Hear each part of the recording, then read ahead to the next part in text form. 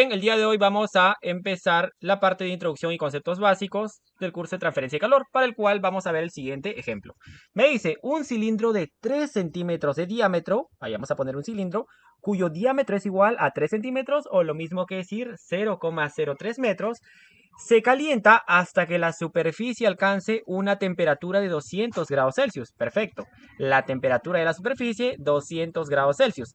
Mientras que una corriente de aire a 30 grados Celsius y con un coeficiente de transferencia de calor de 180 watts metros cuadrados grados Celsius, le sopla transversalmente. Vayamos a apuntar esto de manera inmediata. La temperatura del aire del fluido es de 30 grados Celsius y el coeficiente de transferencia de calor por convección igual a 180 watts metros cuadrados grados Celsius. Además, si ya tenemos estos datos como son la temperatura del fluido, a ti ya te está dando un indicio de que existirá un mecanismo de transferencia de calor por convección. Perfecto. Me dice, si la emisividad de la superficie es 0,7, la emisividad ligado al término de la radiación. Sí. Esto está más ligado a un mecanismo de transferencia de calor por radiación. Me dice, calcúlese la pérdida total de calor por unidad de longitud si las paredes de la habitación en la que está colocado el cilindro están a 10 grados Celsius. Perfecto. O sea, la temperatura de las superficies circundantes están a 10 grados Celsius, o lo que normalmente nosotros lo conocemos como temperatura de los alrededores. Acuérdate porque esto es muy importante, ya que hemos reconocido mecanismos de transferencia de calor por convección como también por radiación. Ahora, claramente si la temperatura de superficie está a 200 grados Celsius y la temperatura del fluido de los alrededores es menor a esta, se está dando una pérdida de calor. Sí. Y la pérdida de calor solo está dando de manera radial, más no de manera axial.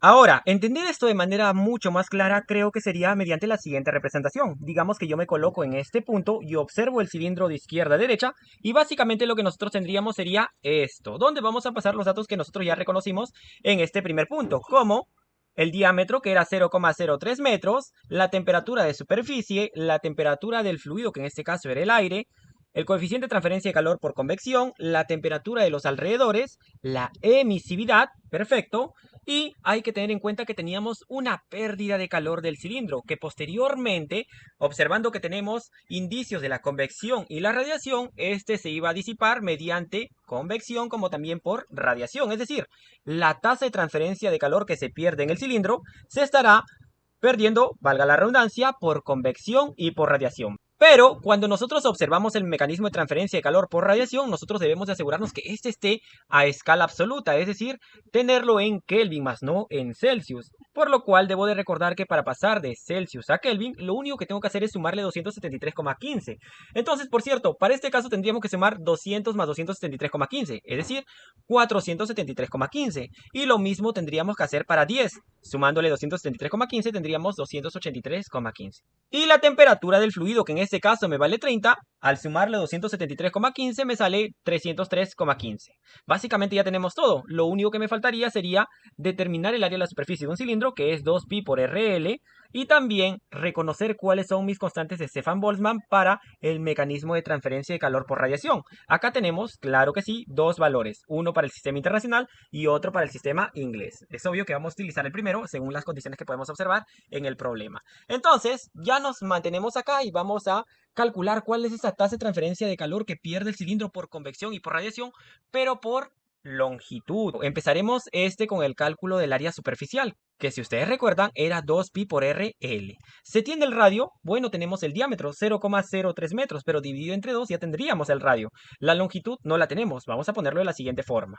Perfecto, se trata de una simple multiplicación y el valor que me arroja es 0,0942 L metros cuadrados. Ojo, estoy manteniendo ahí el valor de L ya que nosotros no conocemos un valor exacto, un valor numérico. Muy bien, y vayamos a calcular ya las tasas de transferencia de calor por convección y por radiación. Empiezo por la de convección basada en la ley de enfriamiento de Newton. Lo tienen ahí, donde el coeficiente de transferencia de calor por convección es conocido, 180 watts metros cuadrados grados Celsius. El área de superficie la tenemos en relación a L, la reemplazamos. La temperatura de superficie ya expresado en Kelvin, 473,15. Y la temperatura del fluido también expresado en Kelvin, 303,15 Kelvin. Perfecto, términos que se pueden simplificar, metro cuadrado, gradiente Celsius, gradiente Kelvin y Esto me lleva al siguiente resultado, pero cuidado porque no tenemos en sí la tasa de transferencia de calor por convección porque todavía depende de L. Pero acuérdate que a ti lo que te pide es la tasa de transferencia de calor por unidad de longitud, por lo cual ¿puedo pasar a dividir L hacia la parte de abajo? Claro que sí, y me quedaría ya de la siguiente forma. 2882,52 watts. Y vamos a hacer lo mismo para la radiación. Ojo, este tiene temperaturas elevadas a la cuarta, por eso que nosotros teníamos que trabajar sí o sí a escalas absolutas, porque no es lo mismo reemplazar acá la temperatura que estaba inicialmente en Celsius con la temperatura que ahora ya ha sido pasada a escalas absolutas. La emisividad se conoce, claro que sí, 0,7. La constante de Stefan Boltzmann, 5,67 por 10 a la menos 8 watts metros cuadrados Kelvin a la cuarta. La temperatura de superficie, 473,15 Kelvin. Y la temperatura de los alrededores, 283,15 Kelvin. Y todo esto elevado a la cuarta. Reemplazamos. No te olvides que el área de la superficie todavía se encontraba en relación a L. Y es lo que nosotros podemos observar acá. Reemplazo. Simplificó términos como metro cuadrado, Kelvin a la cuarta, y el resultado para la tasa de transferencia de calor por radiación todavía depende de L. Pero recuerdo nuevamente lo que me decía el problema.